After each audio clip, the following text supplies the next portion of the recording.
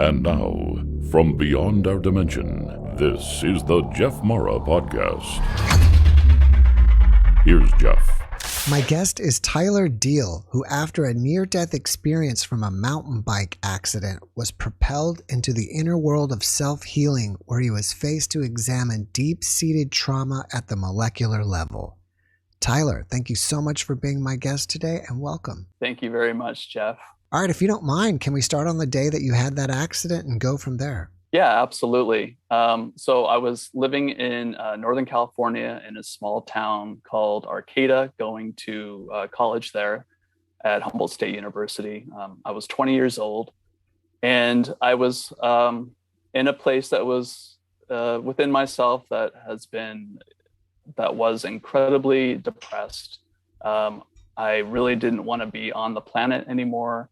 And it was a depression that was, I would say, beyond thought and feeling. It was a whole body experience that I had been experiencing for several months. And I had an ongoing conversation with God or the divine. And I was basically saying that I don't want to be here anymore. Please take me. And I didn't even think about suicide. I didn't even consider that an option. When I thought about it, really, it seemed like it would hurt, and that's not the way I wanted to go. So my request was, please just take me. And it was 4 days prior to my accident that I was reaching out and saying, I'm not happy anymore. I can't stand this sadness. I can't stand this depression. Please take me. So to go back to your question, Jeff, the day of the accident itself, I was in the redwood forest. There's a community forest of redwood trees behind the college. And I had gone there, 2 or 3 times a week because I love the trees so much. And it was my place of refuge, basically. So that day was no different than any other day. It was morning time. I was cycling through the trails that I was very familiar with, and maybe a few hours. And then there's a trail that goes downhill that works its way back towards the school and the town where I lived.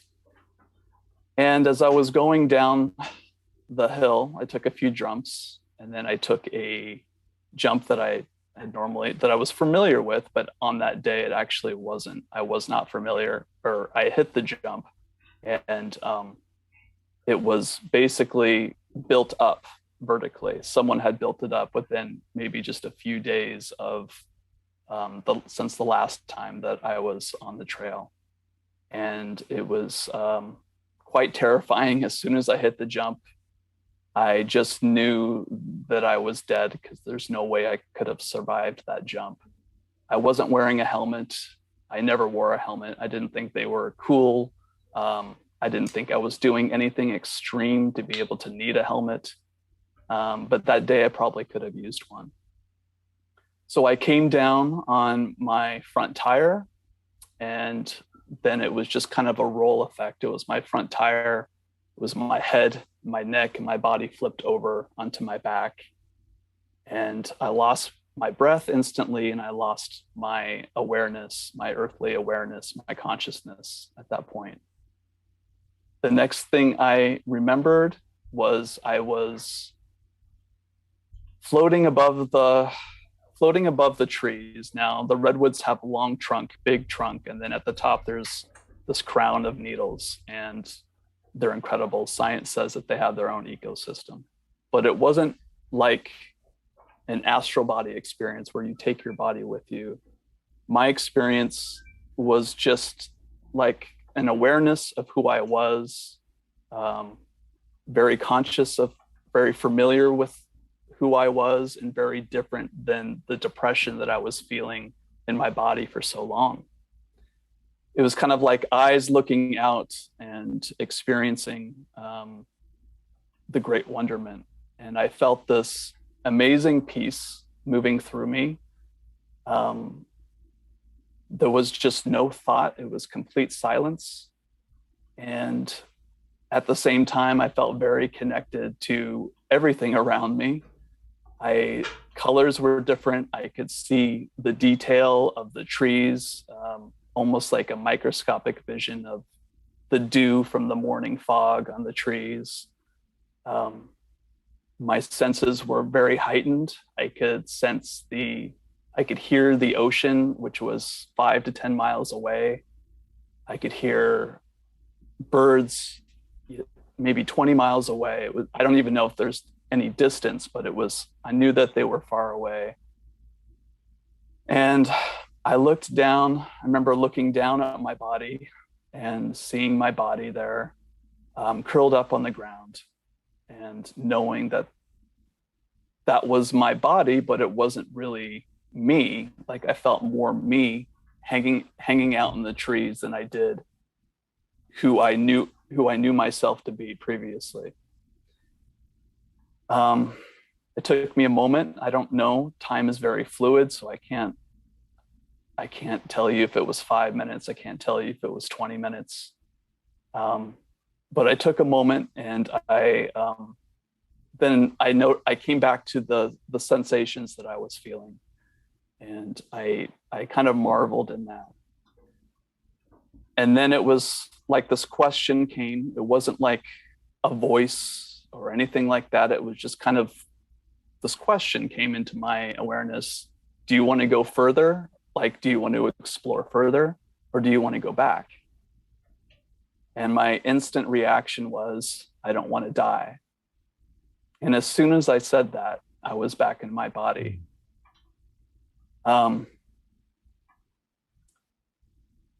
Later on, I had wondered, like, why did I say that? I guess we can get into that, but my experience at that moment was extreme pain moving throughout my whole body. I can't even explain it. It was like stabbing and electrical, and I couldn't move. And I took a breath. I had trouble breathing at that moment. I was kind of had a rapid heart rate. I opened my eyes. They were a little fuzzy. And then I began to kind of have this surreal experience where I saw fairies coming down out of the trees and coming towards me and dive bombing me and giggling and moving around me. And it was, I was experiencing the pain at the same time, but my focus was momentarily taken off that pain as I was seeing this. I also began to hear this beautiful humming, ringing noise. And the best way I can explain it is like a Tibetan singing bowl, but not real loud, just kind of a.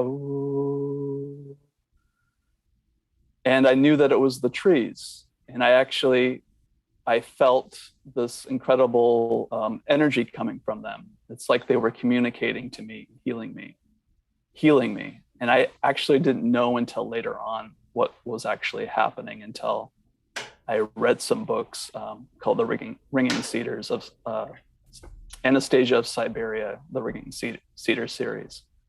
But at the time I knew that they were the trees.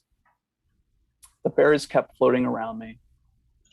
And then I remembered that I had to breathe. And as I was remembering that I had to breathe, I was brought back to that pain and in my body. And then I was basically out again.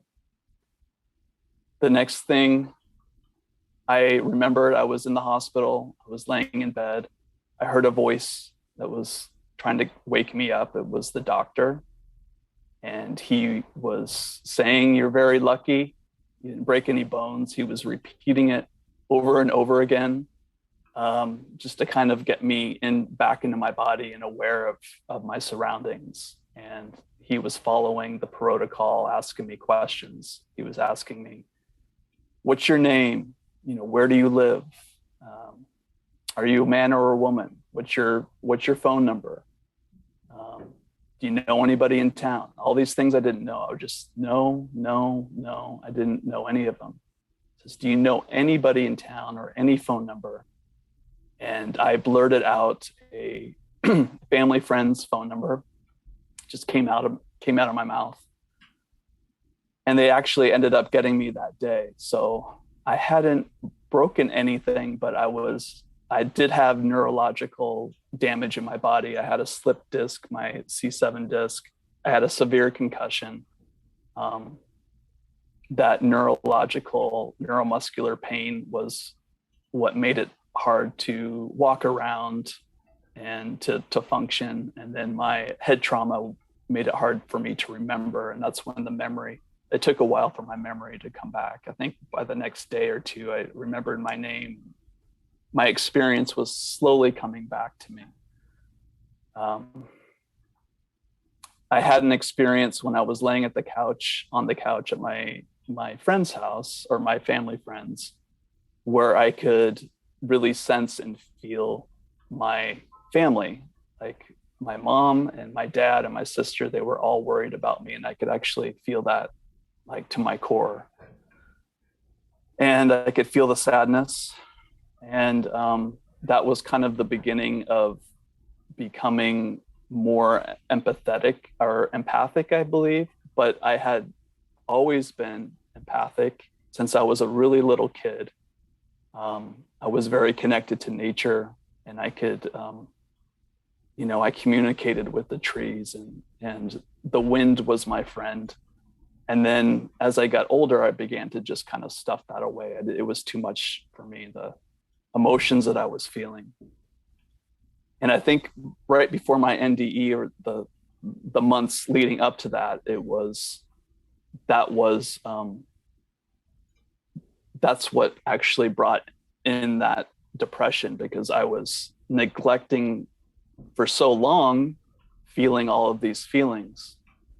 But the funny thing is, well, it's not really funny, but it kind of is, looking back at it, is everything that I was suppressing after my ND came up, like, all at once. All the fear I've ever had, all the depression I ever had, all of the emotions that had been blocked were brought up, and it became very uncomfortable. It was as if my body was experiencing this pain, but it was also very emotional. But my true, I guess my true goal at that point was just to feel better in my body. I had made that decision to come back, and I just wanted to heal my body. And I know that I didn't want to do it in a traditional Western sense. So I sought out energy healers that I had trusted, that I felt had worked with me in the past. Also, network chiropractic. There was a man named John Stiles who was very, very gifted, and he worked with my spine and my injuries. And I would say that after about between 6 and 9 months, he had assisted in my healing, and all of that pain had disappeared. Tyler, thank you so much for sharing your experience with us. Is your depression cured? And if so, how long after your NDE did it take you to cure it? Well, I don't think necessarily. I think it still comes and goes, but I'm not really attached to it like I was. Like, if I feel a feeling coming, I don't make it personal. And because I don't make it personal, it's able to move through my nervous system a lot sooner. What was the first part of the question, or the second part? I was just saying, how long after your NDE did you either cure it or get a lot better? Okay. So that took several years. I would say after I began to really heal my body, I began to turn inward. I really turned inward and figured out ways in which I could deal with this sadness and this depression. And I never sought any psychiatric help. I'm not saying that's not that for me, I didn't want to do that. So I had to figure out a way I would say the intensity of it maybe took about 3 to 5 years. And then it began to dwindle more and more. From what I understand, during your NDE, when you were up at the top of the trees, you weren't really experiencing depression anymore. And if No. so, do you feel like depression is not really part of who you are outside of the body? It's just maybe something that's part of the mind that's part of this body? I think it can be part of the mind and body. The body takes on a lot. So um, I because I felt like a familiarity with who I was at the top of the trees and that I was very comfortable with myself. I wasn't experiencing depression. Mm-hmm. Um, I knew that that depression wasn't me. Right. So as I was healing the body, it would come up.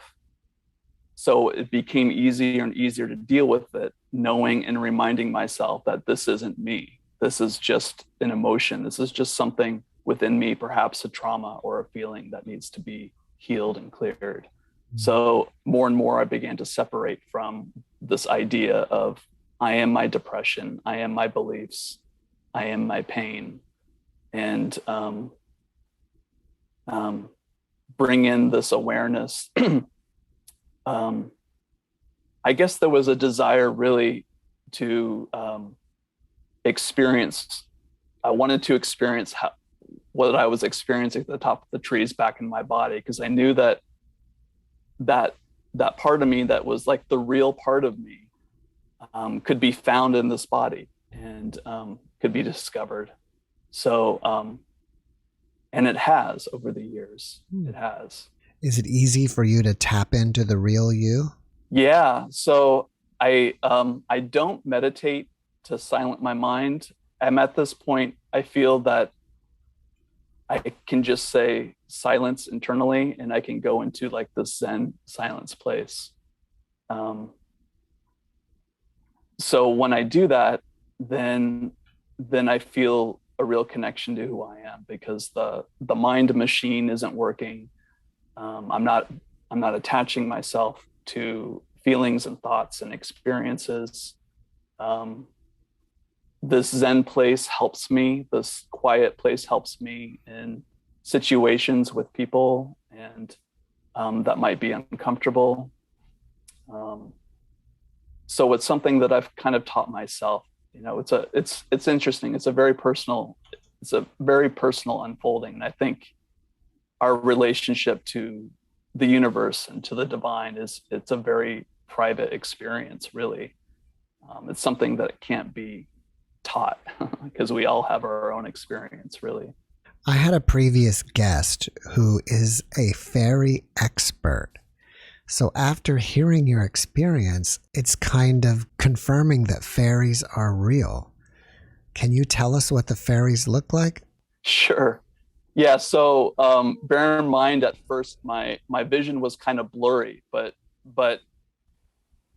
looking back at it, I feel like this part of me, like my third eye, wasn't blurry. It was actually that part was clear. So what I saw, first it was what I saw, but it was also what I felt. Like I felt this lightness and this joy, and I saw fairies. Like they had wings, and they had some of them were naked. I'd say most of them were like had garments on, different color hair, and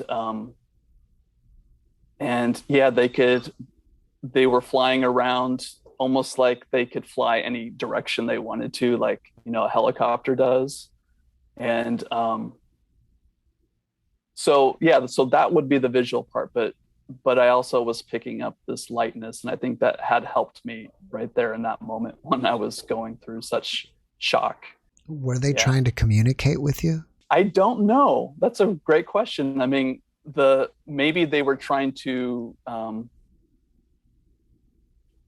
I felt like they were trying to bring that joy to me, like it was okay. Mm-hmm. And that's kind of what the trees were doing too, but not maybe so much the joy. That was more of the healing with the trees. But I feel like the fairies were trying to lighten up the situation basically and bring that joy, but they weren't like telepathically communicating with me or saying anything. You know, they were making little noises and giggles and stuff. I've never been to the Redwood Forest, but it's one of the places I'd love to visit. And the trees have to be so old there and they're so huge. It's like, what a perfect place to have your experience, to tap into the energy of those trees. Yeah, the feeling for me, I grew up most of my life in Washington State, which is another beautiful place that has evergreen trees. But when I came to California at that time, it was just a feeling of home, like they were family, and this welcoming feeling, basically. They are magnificent. They actually take I'm not a scientist, so I don't know all of the details, but they create their own ecosystem with the rainwater that comes through and the fog that comes through. They have a short root system, but they connect all of their roots together, so that's how they stabilize themselves. But yeah, they're alive. They're alive beings, is what I would say. Do you think that they're all connected with each other? Oh yeah, I mean, absolutely. I think all trees are connected to each other. The way I see it is, like I had mentioned before, the root system that connects, and that they connect energetically as well. So when I heard that ringing sound, I knew that they were communicating with each other, and I knew they were actually helping me as well. And I found, it kind of got confirmation later on when I heard that there was another person that knows of cedar trees, and she does that with the cedar trees. She communicates with them. How do you think you've changed since your NDE? Well, I think like the one thing I mentioned before, I really don't take things as personally anymore. I'm kind of detached from the illusion of what comes my way, or believing that something is done to me. I believe that anything that comes into my life is a reflection of me. I believe that the experience was a slow progression of healing within myself, and that kind of brought me to an understanding that I have a greater relationship with a lot of things. So my empathy actually, that was very strong with emotions and tied to trauma, I began to see the positive aspects in being an empath or a very sensitive person, that it can be advantageous in the sense that I can connect with nature on a deep level, and I can understand nature on a deeper level. Animals seem to be drawn to me for some reason. I mean,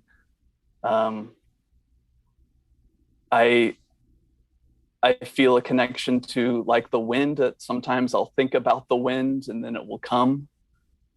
So I feel like that empathy actually became very, very, very deep. And it's hard to explain in words because,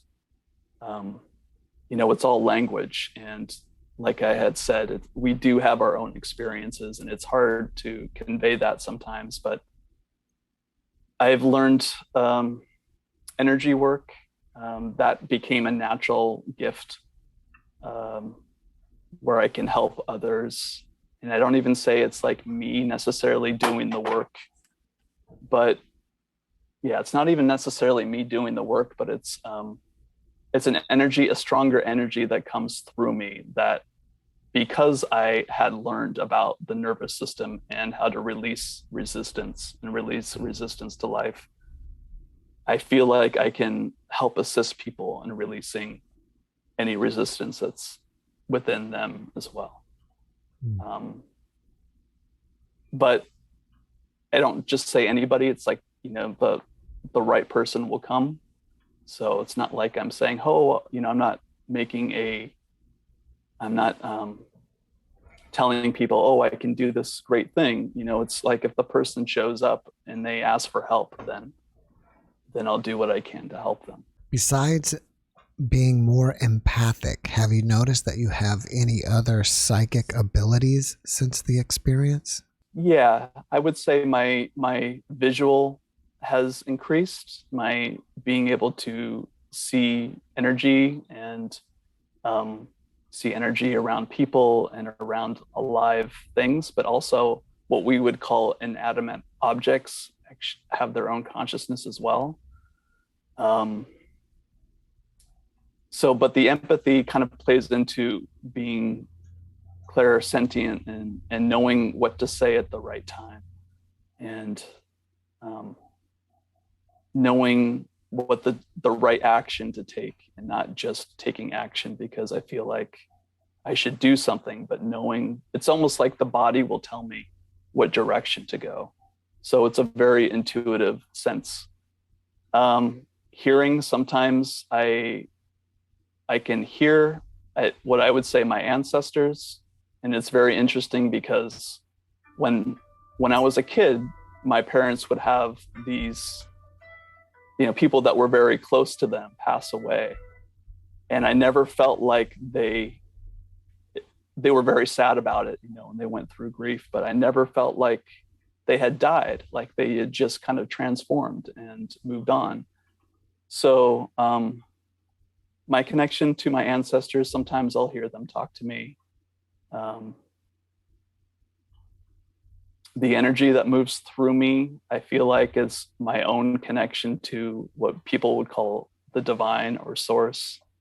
I have a continual conversation with God as much as I can, and I feel like that connection gets stronger all the time. Can you tell us more about healing at the molecular level?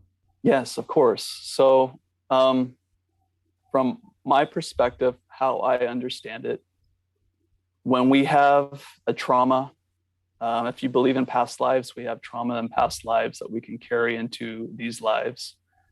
If we have a certain belief system growing up, such as I'm not good enough, or I fear failure, or there's something wrong with me, that can be a repeated thought or repeated belief that comes in manifest in our life. How I see it, that these beliefs and these traumas and these experiences, they form as molecules within the nervous system. So when somebody thinks something, or they say, this is what I'm going through, I can see like where it's happening. It might be behind the heart. It might be in the spine somewhere, or in a neuron. And that's where, from my perspective, where the charge is holding on to. So that charge is showing me that it wants to release. And when the energy comes through, I see that molecule just kind of breaks up and it gets reabsorbed, and there can be relief in that for that individual. Do you think it's possible that you somehow brought this whole accident into play? Yeah, absolutely. I brought it into play. Excuse me, I'm sorry, I just dropped a bottle. I was thinking that when you first were telling me the experience, but then you said the jump had been redesigned. So I thought, well, maybe it was just coincidence. Yeah, well, it's I was asking for it. The old saying, watch out be careful what you ask for. I was asking for it over and over, that I don't want to be here. I don't want to be here. I don't want to be here. So the message was sent out to the universe, to God, who I was connecting with. And they were saying, okay, maybe let's try something.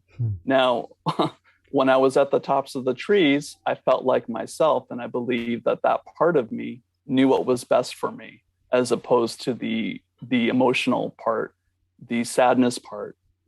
So that's that's my best interpretation. That's why I came back, was because it was like it was like a big lesson. You know, what do you want, and then figuring out exactly that the real me knows what I want. You know, is to experience this life and to experience this body, and even if that means going through a range of emotions, even if that means experiencing more trauma in the future. So,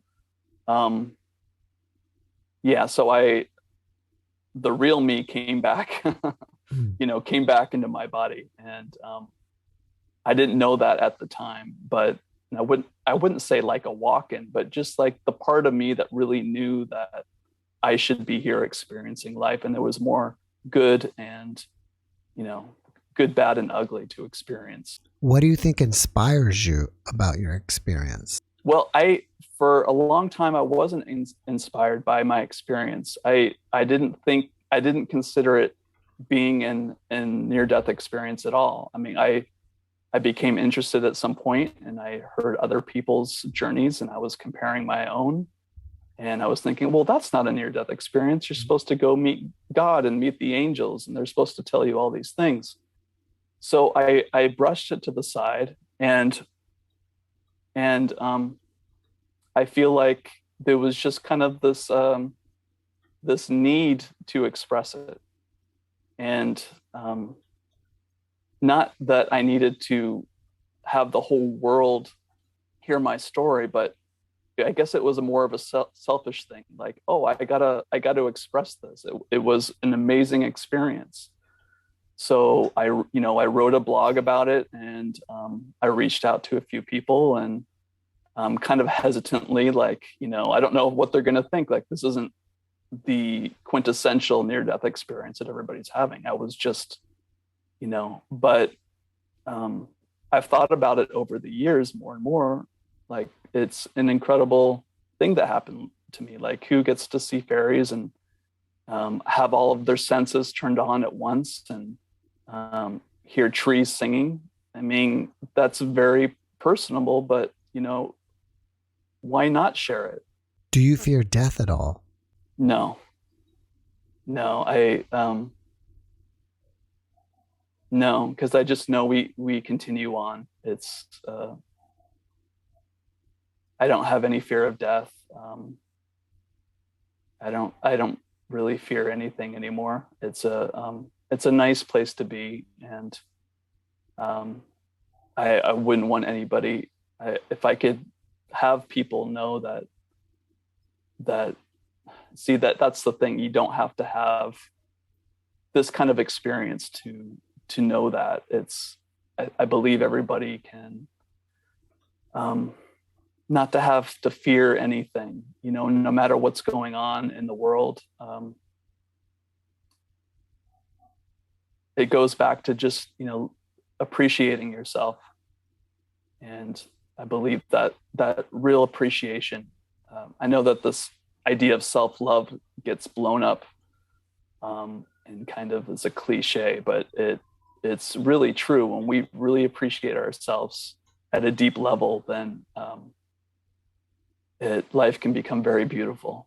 Currently, you're a remote healer. Did your experience have any effect on you doing that practice? Well, my experience, yeah, kind of, it catapulted me into wanting to heal my body, but do it in a way that was alternative or not the norm. So I had learned quantum healing from a very special person back in the year 2000, and I took that, but I also I found my own way to work with people that has a lot of respect for them, and where you can develop trust with the person. And it has to do with really listening to the person.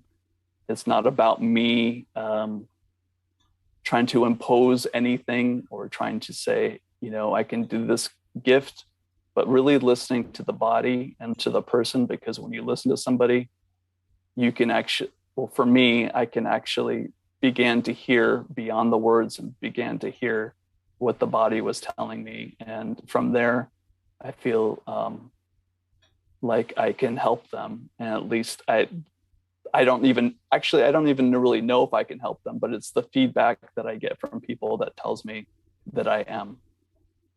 So yeah, my NDE definitely, because it was such a long healing experience for me, it brought me up to a place where I'm doing the work that I do now. Since it's remote, does that mean like you're doing it on Zoom or Skype or something? Yeah. So yes, WhatsApp, Facebook Messenger, Zoom, whatever's convenient for the person. If someone wants to ask you questions about your NDE or chit chat with you, are you open to that? And if so, how should they reach you? So people can go to my website, which is radicalheartworks.com, and you go to the contact page, and that's the best way to reach me. And I will respond to you, and I'd love to chat with anybody about that, about my experience, or to hear what their opinion is or what their experiences are as well. Is that the place where they can contact you as well if they want healing? Yes, it's the same website. Yes. All right, Tyler. Well, before we finish up, can you leave us with one last positive message? I would say the more we can express ourselves in creative and heartfelt ways, that really gives other people to do the same. And I guess the other thing is just, focus or do things that make you happy. I mean, I could have died that day. There's a lot of people that are having a hard time in this world right now. If we can just focus on things that make us happy in a way where even we can give back as well and assist others that we love, then that can make a huge difference, really big difference. That would be my message. Tyler, thank you for that message. And thank you for coming on and sharing with us today. I appreciate you and have a great rest of your evening. You too, Jeff. Thank you very much. Thanks for watching the JeffMara podcast. I really appreciate you. Another way to show support is through YouTube memberships. And if you do, there are loyalty badges and other perks depending on your level of membership. All you need to do is click the join button underneath the video to find out more. Thank you for your support.